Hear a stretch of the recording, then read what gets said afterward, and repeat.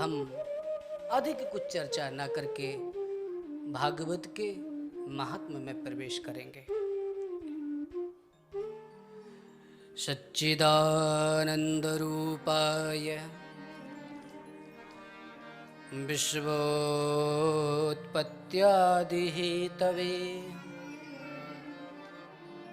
तापत्रय विनाशाय श्रीकृष्णाय वयं नमः। सच्चिदानंद रूपाय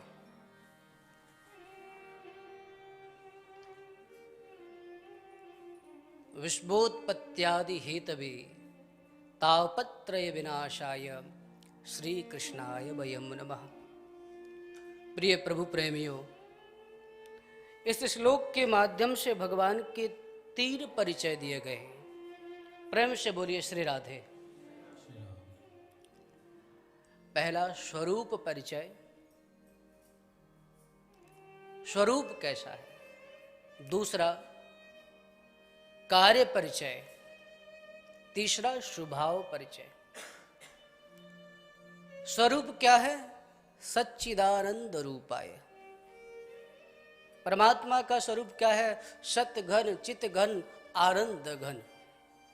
वो सत घन है, चित घन है, आनंद घन है। दूसरा क्या है? कार्य परिचय, विश्वोत्पत्त्यादि हेतवे। जो विश्व की उत्पत्ति, स्थिति और पालन के हेतु हैं, जिनसे जगत की उत्पत्ति होती है, पालन होता है और लय होता है। और इन तीनों में उनको जो सृजन है, सृष्टि की जो रचना करते हैं, उसमें मोह नहीं है। और पालन में जो पालन करते हैं वो, उसमें अहम नहीं है। और जो लय करते हैं उसमें किसी प्रकार का कोई शोक नहीं है। सृष्टि की उत्पत्ति करते हैं, पालन करते हैं और लय करते हैं। सृष्टि के सृजन में उनको मोह नहीं है। कई बार हम तो अपनी सृष्टि के प्रति इतने आसक्त हो जाते हैं।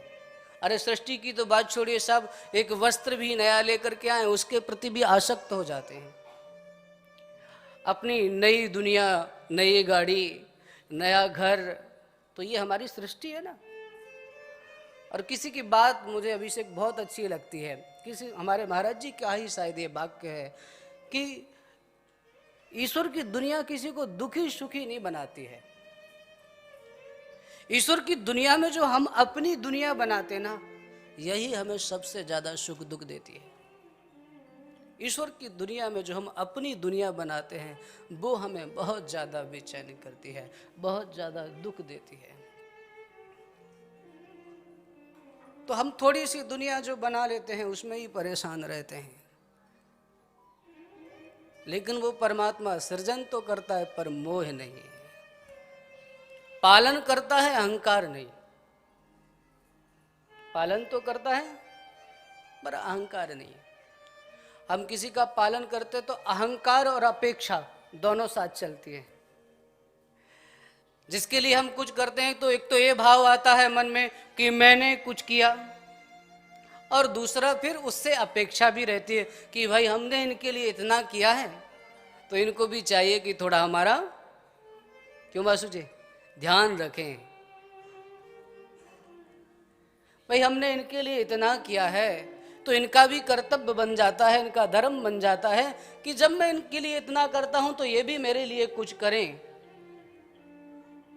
तो अहम और अपेक्षा, कुछ करते हैं तो अपने अहम की पुष्टि होती है और अपेक्षा करते हैं कि बदले में इससे कुछ मिले।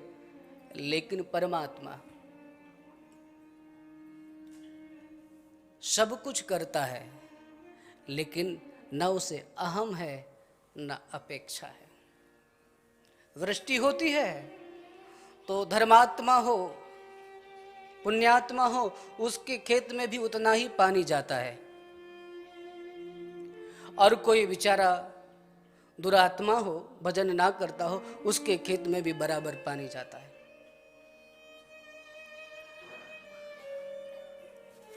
सबके लिए सम, किसी से कोई अपेक्षा नहीं।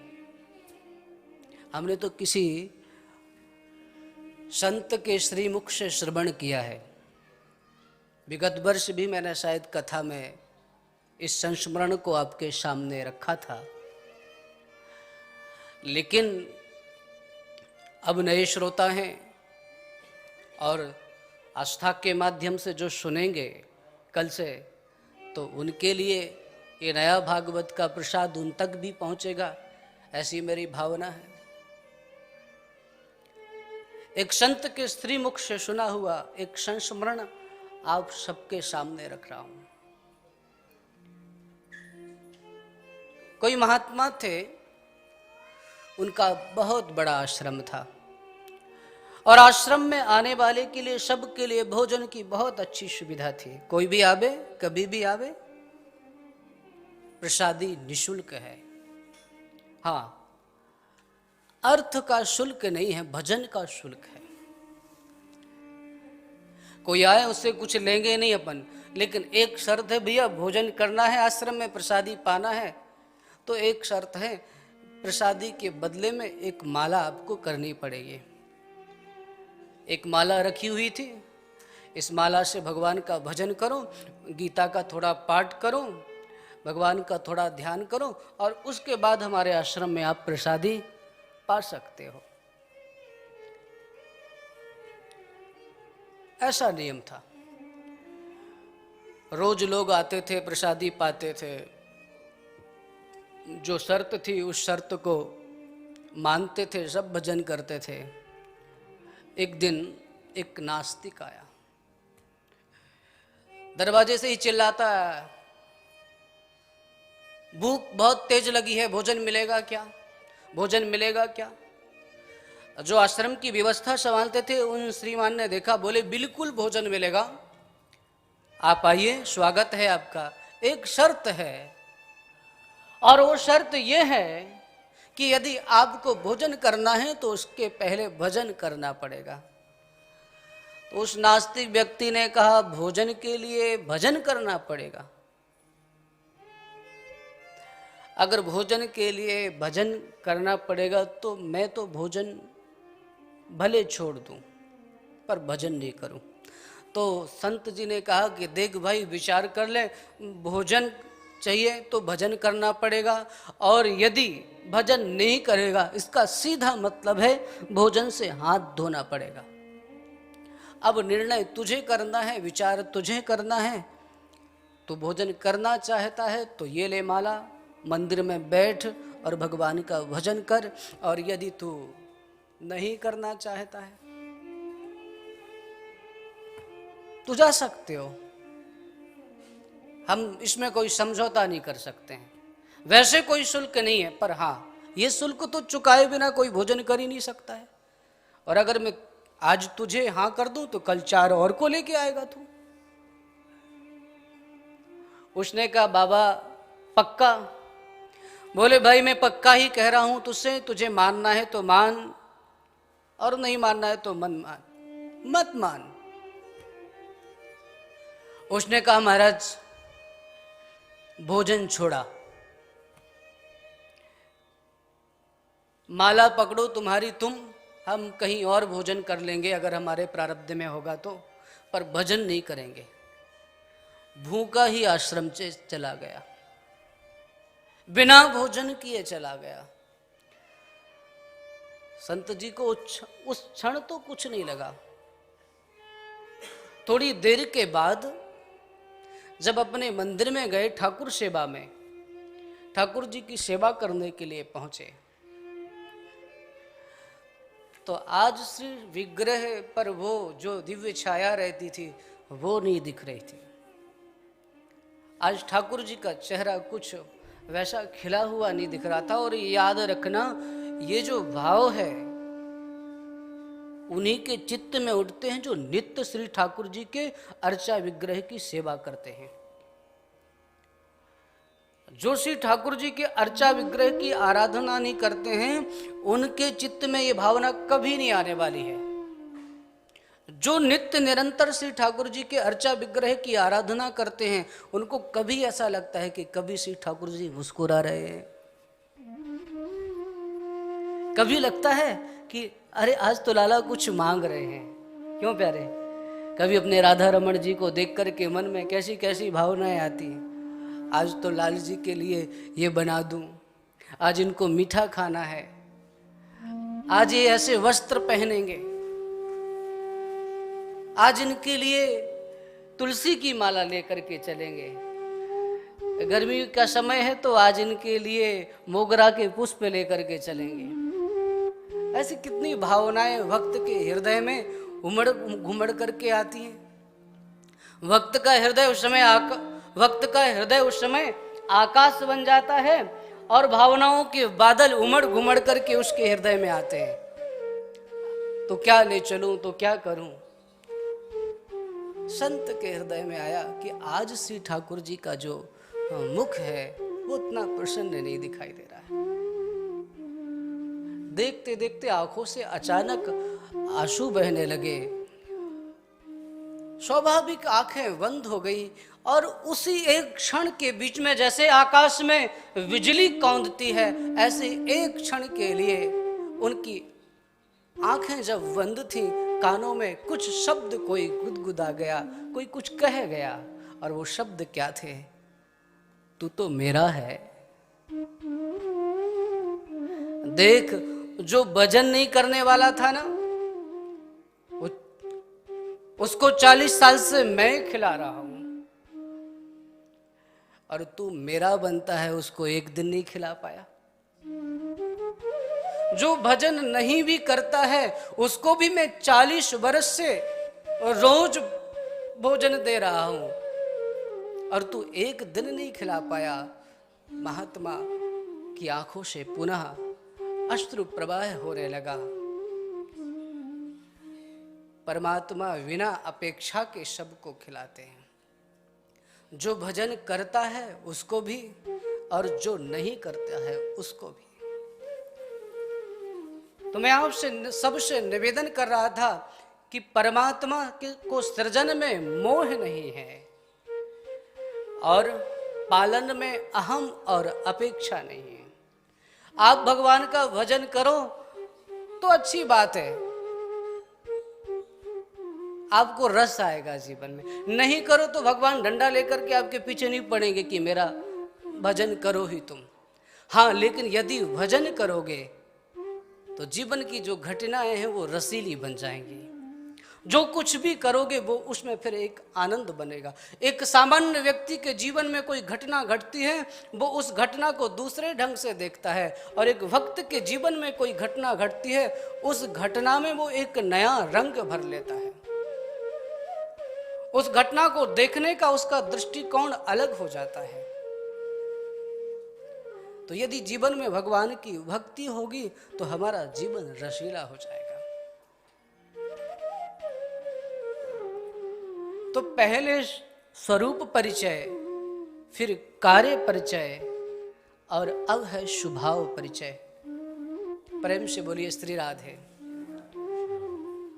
स्वभाव क्या है? तापत्रय विनाशाय श्री कृष्णाय वयम नमः। नमन करने मात्र से, एक बार नमन कर लिया बस पाप का नाश नहीं, पाप का जो फल ताप है, उस ताप के फल का नाश करने वाले।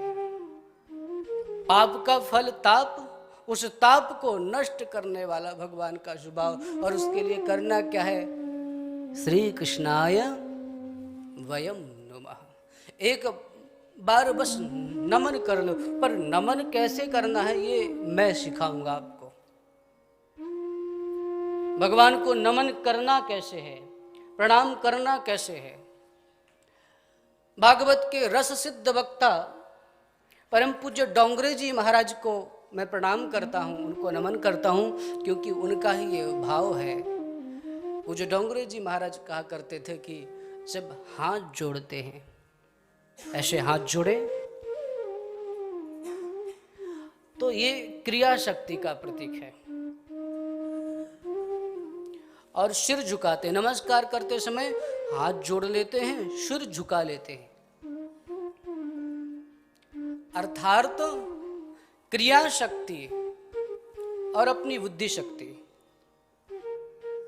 अर्थात अपना अहंकार, जब इन दोनों का सही अर्थों में विसर्जन होता है, मुझ में कोई सामर्थ्य नहीं है, मुझ में कोई योग्यता नहीं है, जब ऐसा भाव हृदय में धारण करके हम परमात्मा को प्रणिपात होते हैं, तब सही अर्थों में नमन होता है। परम पूज्य महाराज श्री का एक भाव इसी संदर्भ में आपको परोसता हूं। पूज्य महाराज श्री कहते हैं कि नमस्कार करते समय जब हम सिर झुकाते हैं तो जो अहंकार की पोटली, हमारा अहंकारी तो हमें कहीं नहीं झुकने देता है। यदि व्यक्ति को अहंकार है तो वो कहीं झुकेगा ही नहीं, झुक ही नहीं सकता है। अहंकार तो झुकाने में मानता है, झुकने में नहीं। अहंकार बहुत भूखा भी होता है, वो हमेशा दूसरों को झुका करके सुखी होता है। झुक गया, काम हो गया। तो वो झुका करके जो खुश होता है वो अहंकारी है, और झुक करके जो खुश होता है वो सन्यासी है। प्रणाम करके, प्रसन्न करके। जब तक हमारा अहंकार हमारे चित्त में रहता है, तब तक हम किसी को कुछ कहाँ समझते हैं, कहाँ झुकते हैं। तो जब हम भगवान को नमस्कार करते हैं, नमन करते हैं, तो हमारा अहंकार विसर्जित होता है और हृदय पवित्र होता है। एक बार भी नमस्कार जिनको कर लिया, कृष्ण प्रणामी न पुनर्भवाय। जिसने भगवान श्री कृष्ण को एक बार नमन कर लिया, फिर बस उसका पुनरागमन नहीं होता है, फिर वो इस संसार में नहीं आता है। इसलिए भगवान को एक बार नमन करना है, लेकिन नमन करना कैसे है, नमन करने की रीति क्या है, ये संतों से सीखनी पड़ती है। तो ये भगवान के 3 परिचय बताए, फिर सुखदेव मुनि की वंदना की, और फिर उसके बाद कथा का प्रारंभ हुआ है। अद्भुत ढंग से भागवत के महात्म्य का प्रारंभ हुआ है। प्रेम से बोलिए श्री राधे। श्रीमद् भागवत के महात्म्य का जो शुभारंभ हुआ है, अद्भुत है वो। नैमिषारण्य की भूमि में सूत जी महाराज बैठे हुए थे। शनकादिक ऋषि आए, शौनकादिक ऋषि आए, और उन्होंने कुछ प्रश्न पूछे, और बड़े महत्व के प्रश्न हैं ये, बड़े ही महत्वपूर्ण हैं। मैं चाहूं तो कथानक के रूप में भी इसको सुना सकता हूं आपको, लेकिन कथा को संवाद के रूप में सुनाने में ज्यादा आनंद आता है। संवाद के रूप में प्रश्न प्रति प्रश्न होते हैं जैसे, और कथानक एक व्यक्ति कथा सुना रहा है, उसमें दूसरे को बोलने का मौका नहीं दिया जाता है। तो संवाद के रूप में, और सच में एक संवाद से शुभारंभ हुआ श्रीमद् भागवत के महात्म्य का। प्रेम से बोलिए श्री राधे। महाराज, आपका जो ज्ञान है वो करोड़ों सूर्यों की प्रवाह को भी लज्जित करने वाला है। आप अनुग्रह करके, आप कृपा करके मुझे बताइए कि मनुष्य के जीवन में जो आसुरी प्रवृत्ति आई है, उस प्रवृत्ति से वो कैसे मुक्त हो सकता है। क्लेशाक्रांतस्य तस्यैव शोधने किम परायणम। जो आज का मनुष्य क्लेश से आक्रांत है, उससे मुक्ति का उपाय क्या है, विवेक की वृद्धि कैसे हो, श्री कृष्ण प्राप्ति, लेकिन कैसे शाश्वत, ऐसा कोई उपाय बताइए, कृष्ण प्राप्ति करम शाश्वत साधनम तद बदाधुना। अधुना इस समय वह साधन बताइए जो भगवान श्री कृष्ण की शाश्वत प्राप्ति कराने वाला हो, जिसमें भगवान श्री कृष्ण एक बार मिल जाएं तो फिर छूटे नहीं। बुरा ना माने, यदि वेदांत की दृष्टि से कहें तो भगवान श्री कृष्ण ऐसे मिलें कि कभी छूटे नहीं। इसका अर्थ है श्री कृष्ण की आत्मा के रूप में अनुभूति करा दीजिए। भगवान श्री कृष्ण की अनुभूति कैसे हो? आप हमारे लिए गुरु तुल्य हैं और हमने सुना है कि चिंतामणि किसी को यदि मिल जाए तो लौकिक कामनाओं की पूर्ति हो सकती है। कल्प वृक्ष मिले तो स्वर्ग की संपदा मिल सकती है, किंतु यदि सद्गुरु मिल जाए तो गोविंद को भी गोद में पधरा सकता है। आप मुझे सद्गुरु देव के रूप में मिले हैं, आप अनुग्रह करिए, कृपा करिए और हमें वह साधन बताइए। शौनकादिक ऋषियों के ये प्रश्न सुने और इन प्रश्नों के व्याज से सूत जी महाराज ने कहा कि तुम्हारे चित्त में प्रीति देख करके मैं तुमको दिव्य आख्यान सुना रहा हूँ। समस्त शास्त्रों का जो सार है वो तुम्हें दे रहा हूँ। सर्व शास्त्रों का जो सार है, सर्व सिद्धांत निष्पन्नम संसार भयनाशनम। जो समस्त शास्त्रों का सार है, जो समस्त सिद्धांतों का निष्कर्ष है, वो मैं आपके सामने रखता हूं। प्रेम से बोलिए श्री राधे। लेकिन ये परोस कब रहा हूं? प्रीति देख करके। तुम्हारे चित्त में प्रीति, वक्ता के हृदय में करुणा और श्रोता के हृदय में श्रद्धा, जब इन दोनों का मिलन होता है तब ज्ञान की गंगा प्रवाहित होती है। वक्ता के हृदय में करुणा हो और श्रोता के हृदय में श्रद्धा हो। मैं देख रहा हूं तुम्हारे हृदय में श्रद्धा है, प्रीति है, तो मेरे हृदय की जो करुणा है वो मुझे कुछ कहने के लिए विवश कर रही है। सुनो, एक समय की बात है, सुखदेव मुनि महाराज परीक्षित को कथा सुनाने के लिए बैठे हुए थे। प्रेम से बोलिए श्री राधे। देवताओं का आगमन हुआ, अमृत का कलश उनके हाथ में था। उस अमृत के कलश को सामने रख करके हाथ जोड़ करके खड़े हो गए। एक क्षण नहीं लगा सुखदेव मुनि को समझने में कि देवता क्या कहना चाहते हैं। सुखदेव मुनि ने कहा, देवताओं, तुम श्रवण करने के लिए नहीं आए हो, सौदा करने के लिए आए हो। यदि तुम श्रद्धा पूर्वक आते तो तुम्हें यह भागवत का दान मिलता, लेकिन तुम विनिमय करने के लिए आए हो। तुम चाहते हो कि ये अमृत का कलश जो तुम लेकर के आए हो, ये अमृत में